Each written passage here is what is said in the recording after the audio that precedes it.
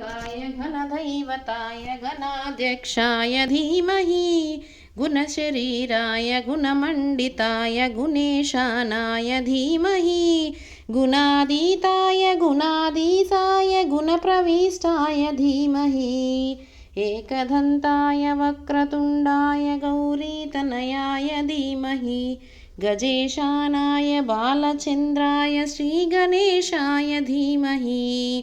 एकदन्ताय वक्रतुण्डाय गौरीतनयाय धीमहि गजेशानाय बालचन्द्राय श्रीगणेशाय धीमहि गानचतुराय गानप्राणाय गानान्तरात्मने गानोत्सुकाय गानमत्साय गानोत्सुकमनसे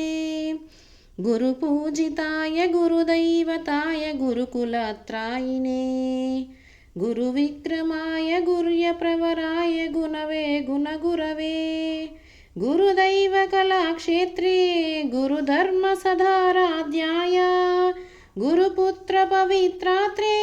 गुरुपाखण्डकण्डकाय